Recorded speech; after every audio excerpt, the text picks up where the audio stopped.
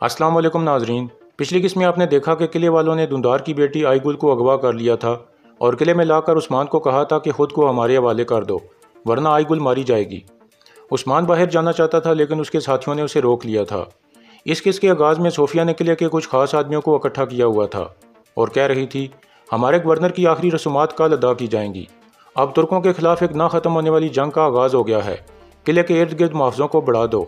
जब तक मैं तुर्कों से अपने शोहर का इंतकाम नहीं ले लेती मैं चैन से नहीं बैठूंगी। इसी दौरान धुंधार और बामसी वगैरह भी किले में पहुंच चुके थे।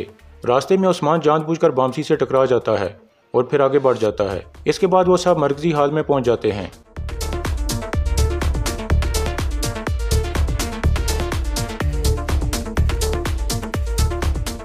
फिर धुंधार कहता है कमांडर कालोनोज, तुम्हें हिम्मत कैसे हुई गीदड़ों की तरह मेरे कबीले में आकर मेरी बेटी को अगवा करने की? तुम्हें मेरे गज़ब से कौन बचाएगा? फ़ौरन मेरी बेटी को लाओ।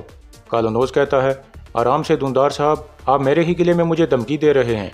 धुंधार कहता है मैं तुम्हें समझा रहा हूँ कालोनोज, धमकियाँ तो कमज़ोर लोग देते हैं। कालोनोज कहता है गवर्नर योर्गोपोलस को उस्मान ने मारा है, आपके भतीजे उस्मान ने। फिर सोफिया कहती है गवर्नर की मौत के वक्त उस्मान किले में मौजूद था। अगर वो बेकसूर है तो उसे सामने आकर साबित करना चाहिए। अगर हम चाहते तो आईगुल के साथ बहुत बुरा सलूक कर सकते थे। धुंधार कहता है अगर आईगुल को ज़रा बराबर भी नुकसान पहुंचा तो मैं किले को जलाकर खाक कर दूंगा। इतने में कमांडर इंद्रियास आईगुल को पकड़कर अंदर आ जाता है।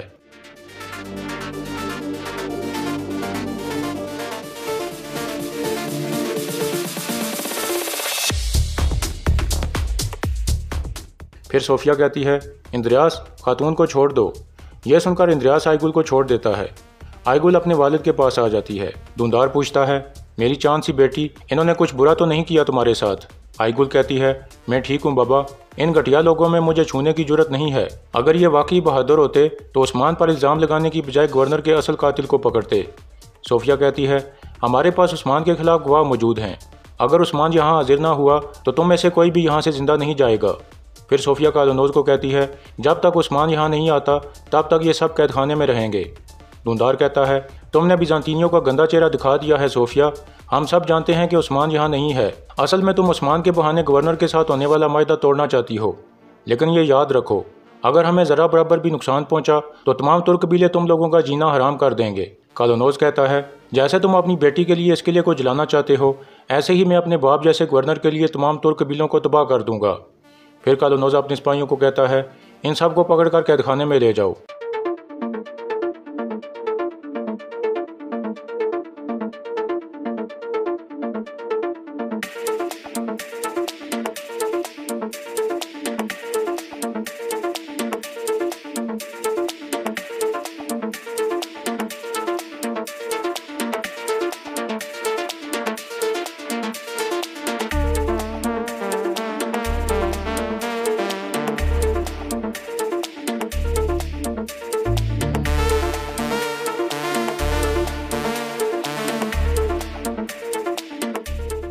इस तरह उस्मान वहां आकर कमांडर इंद्रियास की गर्दन पर तलवार रख देता है।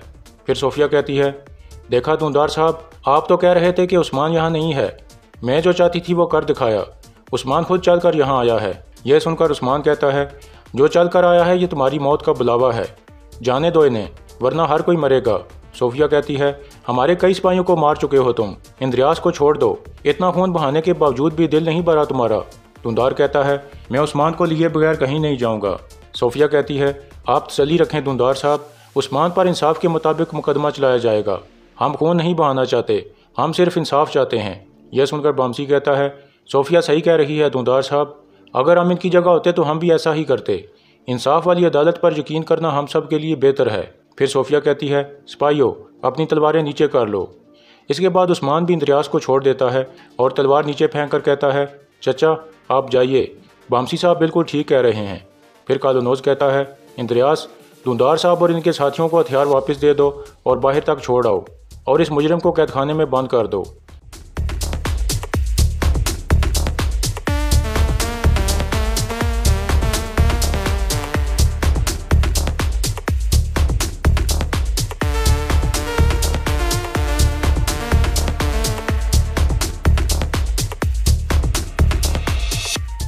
इसी दौरान बाहर उस्मान का सिपाही बोरान लोहे की एक चीज़ तैयार कर रहा था। इसके बाद रात का वक्त हो जाता है। उस्मान कैद खाने में मौजूद था। इतने में कालोनोज अपने 2 कमांडरों के साथ अंदर आ जाता है। उसके आते ही उस्मान कहता है, क्या तुमने कत्ल किया है गवर्नर को कालोनोज? क्योंकि जब मैंने गवर्नर की जान बचाई थी तो तुम्हारा चेहरा काफ़ी उतरा हुआ था। कालोनोज कहता है, बकवास मत करो उस्मान, तुमने मारा है गवर्नर को। एक दफ़ा अदालत में फैसला हो जाए फिर मैं खुशी से तुम्हारा सर उतारूंगा। उस्मान खड़ा होकर कहता है, मैं नहीं जानता कि अदालत का फैसला क्या होगा, लेकिन मैं गवर्नर के कातलों तक ज़रूर पहुंच जाऊंगा। कालोनोज कहता है, मुर्दे कुछ नहीं कर सकते उस्मान। यह कहकर कालोनोज वहां से चला जाता है। दूसरी तरफ सोफिया हेलन को कह रही थी, उस्मान जैसा अक्लमंद आदमी बगैर एहतियात के खुद को किसी के हवाले नहीं कर सकता। वो यहाँ अकेला नहीं आया था। मुकद्दस अमानतें चुराना एक आदमी के बस का काम नहीं है। इस पूरे जाल का सिरा ढूंढने के लिए और मुकद्दस अमानतें बाहिफाजत वापस लेने के लिए हमें उस्मान को कैदखाने से भागने में मदद करनी होगी। फिर सोफिया खड़ी होकर कहती है, हेलन, इस काम के लिए फ़ौरन थियोफिलस को बुलाओ। यह काम सिर्फ वही कर सकता है। इसके बाद किले के किचन का मंजर सामने आता है। बुरहान किसी बहाने से वहां पहुंच गया था। एक बावर्ची कह रहा था, हमारे गवर्नर के कातिल का आखिरी खाना खंजीर का गोश्त होगा, मुझे उस पर हंसी आ रही है। यह कहकर वो एक बर्तन में खाना डालने लगता है। बुरहान खड़ा ये सब देख रहा था। दूसरा आदमी पूछता है, तुम क्या देख रहे हो? बुरहान कहता है, वो एक मुसलमान है, वो खंजीर का गोश्त नहीं खाएगा। आदमी शोरबा एक तरफ रख कर कहता है, वो जहन्नम में जाए। फिर वो रोटी उठाने के लिए पीछे मुड़ता है तो इसी दौरान बुरहान उस बर्तन में एक छोटा सा लोहे का औजार डाल देता है। इसके बाद आदमी खाना उठाकर बाहर निकल जाता है। दूसरी तरफ थियोफिलस और उसके आदमी हेलन के पास पहुंच जाते हैं। थियोफिलस कहता है, तुमने मुझे बुलाया हेलन? हेलन कहती है, तुम्हें देखकर मुझे याद आ गया है जब सोफिया ने तुम्हारी एक आंख ज़ाया कर दी थी। अगर तुम अपनी दूसरी आंख बचाना चाहते हो तो मेरी बात गौर से सुनो। दूसरी तरफ काय कबीले में 2 सिपाहियों को एक खेमे में बांध दिया गया था। धुंधार का बेटा बातुर ने कहता है, हमने शहीद आइबर्स की मंगेतर और आईगुल को तुम्हारी अमानत में सौंपा था, लेकिन तुम उनकी हिफाजत नहीं कर सके, और जो सिपाही हमारी इज्जत की हिफाजत ना कर सके वो सिपाही कहलाने के लायक नहीं है। यह कहकर वो उन्हें मारने लगता है। इसी दौरान धुंधार और बामसी वगैरह वापस कबीले में पहुंच चुके थे। धुंधार की बीवी जोरा कहती है, आप उस्मान को वहीं क्यों छोड़ आए? आपको हर हाल में उसे साथ लाना चाहिए था। धुंधार कहता है, शाहीन ज़्यादा देर कैद में नहीं रह सकता, वो परवाज़ कर जाएगा। क्यों बामसी साहब? फिर बामसी कहता है, जोरा खातून, अगर उस्मान ना होता तो हम में से कोई भी जिंदा वापस ना आ सकता। इसके बाद बामसी के जहन में एक ख्याल आता है जब किले में उस्मान बामसी से टकराया था। इसी दौरान उस्मान ने बामसी को एक छोटा सा खत दे दिया था। फिर बामसी कहता है, मैंने वहाँ नहीं बताया, लेकिन मंसूबा तैयार था। इतने में बातुर वहाँ आकर कहता है, क्या आप भी हमें उस्मान का शुक्रगुजार होना चाहिए बामसी साहब। उस्मान की वजह से मेरे बाबा, आप और मेरी बहन खतरे में पड़ गए थे। हो सकता है उस्मान ने ही गवर्नर को कत्ल किया हो। बेहतर होगा कि हम उस्मान से हर चीज़ का हिसाब लें।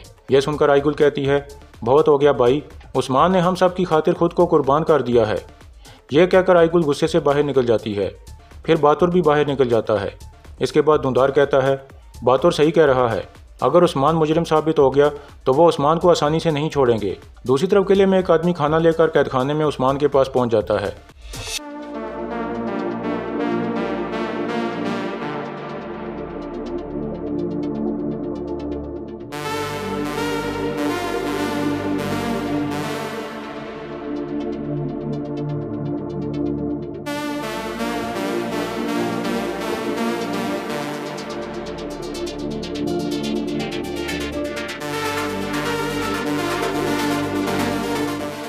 इस तरह उस्मान अपनी हथकड़ी खोल लेता है और फिर आराम से बैठ जाता है।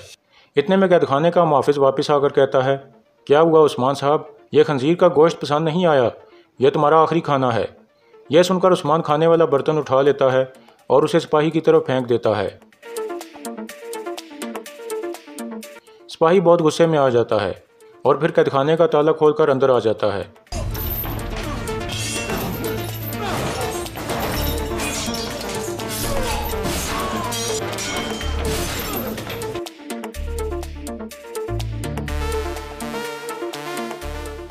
इस तरह उस्मान कैदखाने से निकलने में कामयाब हो जाता है और आहिस्ता आहिस्ता आगे बढ़ने लगता है। इसी दौरान थियोफिलस भी छुपकर उस्मान को जाते हुए देख रहा था। उस्मान के जाने के बाद वो नीचे उतर आता है और उसके पीछे चल पड़ता है। थोड़ी देर बाद कालोनोज और उसके कमांडर कैदखाने में पहुंचते हैं और कैदखाने का मंजर देखकर चौंक जाते हैं। फिर कालोनोज एक गिरे हुए सिपाही से पूछता है, अंदर आने वाला आखिरी शख्स कौन था? सिपाही कहता है, हेलन। यह सुनकर कालोनोज आहिस्ता से कहता है, सोफिया। फिर वो सिपाहियों को कहता है, फ़ौरन उस्मान को तलाश करो, वो किले से निकलने ना पाए। इसके बाद अगला दिन शुरू हो जाता है। उस्मान और उसके साथी जंगल में पहुंच चुके थे और खाना खा रहे थे। उस्मान कहता है, तो अब हम सच की तरफ एक कदम और आगे बढ़ गए हैं। तमाम गिरहें वो लड़की ही खोल सकती है। इतने में एक आदमी तीर से निशाना लेने लगता है।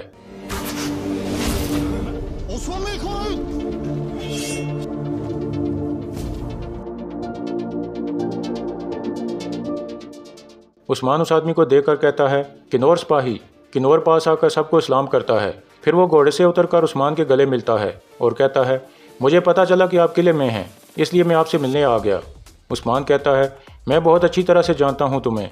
अगर मौत भी सामने होती तो फिर भी तुम चले आते। आओ कुछ खा लो। इसके बाद वो सब दोबारा बैठ जाते हैं। उस्मान पूछता है, क्या काम हो गया है? किन्नौर कहता है, जी हाँ, मैं बितीनिया की बहुत से किलों के नक्शे निकलवा कर लाया हूँ और उनके बारे में तमाम ज़रूरी मालूमात लाया हूँ। अब हम उन्हें काबू कर लेंगे।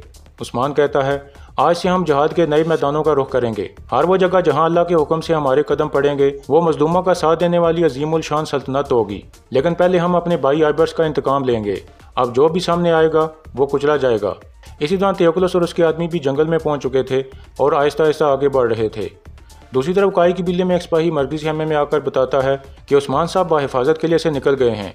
उनका एक सिपाही खबर देने आया था। धुंधार पूछता है, इस वक्त उस्मान का सिपाही कहाँ है? सिपाही कहता है, वो खबर देकर वापस चला गया है। इसके बाद धुंधार कहता है, बहादुर, उस्मान के सिपाही का पीछा करो और पता लगाओ कि उस्मान कहाँ है। हमें उस्मान को तलाश करके अदालत में पेश करना होगा, वरना बिजांतीनी समझेंगे कि उस्मान ही कातिल है। यह सुनकर बहादुर बाहर निकल जाता है। दूसरी तरफ थियोक्लस और उसके आदमी आगे बढ़ रहे थे कि इतने में उन पर हमला हो जाता है।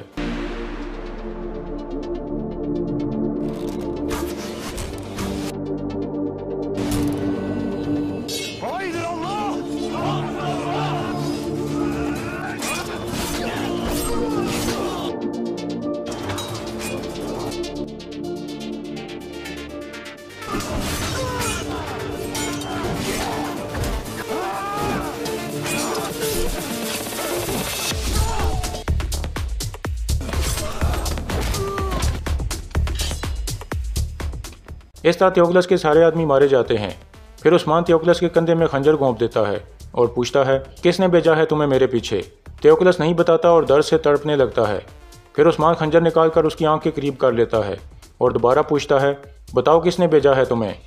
थियोक्लस कहता है, रुको रुको, मैं बताता हूँ, मुझे सोफिया ने भेजा है। यह सुनकर उस्मान रुक जाता है और फिर खड़ा होकर कहता है, तो इसे छुपा कर रखना होगा। बुरहान, ले जाओ इसे। यह सुनकर बुरहान उसे पकड़कर एक तरफ चल पड़ता है। फिर किन्नौर सिपाही पूछता है, सोफिया ने आपके पीछे ये आदमी क्यों भेजे जनाब? उस्मान कहता है, क्योंकि वो जानती है कि उसके शोहर को मैंने नहीं मारा।